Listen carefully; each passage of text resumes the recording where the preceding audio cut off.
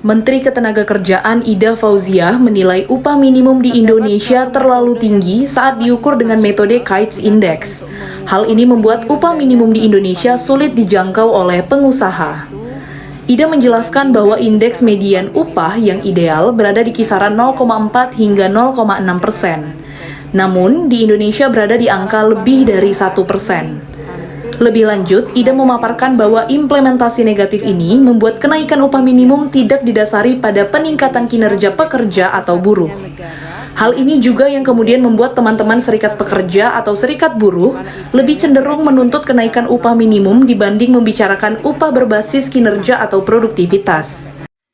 Kondisi UM yang terlalu tinggi, saya kira teman-teman tahu ini menyebabkan sebagian besar pengusaha kita tidak mampu menjangkaunya dan akan berdampak negatif terhadap implementasi di lapangan.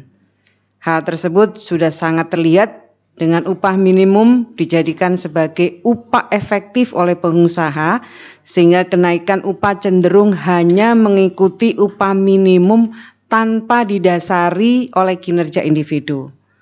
Hal ini juga yang membuat teman-teman serikat pekerja, serikat buruh lebih cenderung menuntut kenaikan upah minimum dibandingkan dengan membicarakan upah berbasis kinerja atau produktivitas.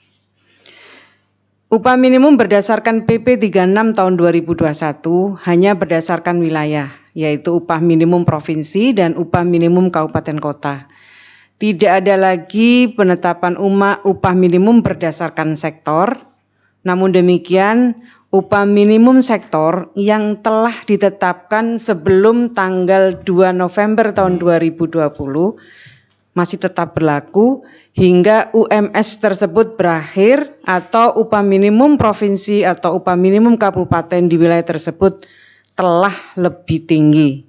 Dengan demikian UMS tetap berlaku dan harus dilaksanakan oleh pengusaha.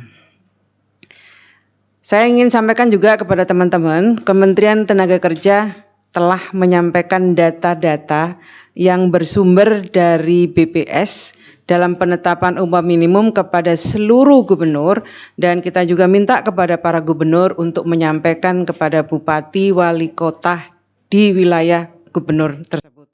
Demikian tim Delegasi TV melaporkan.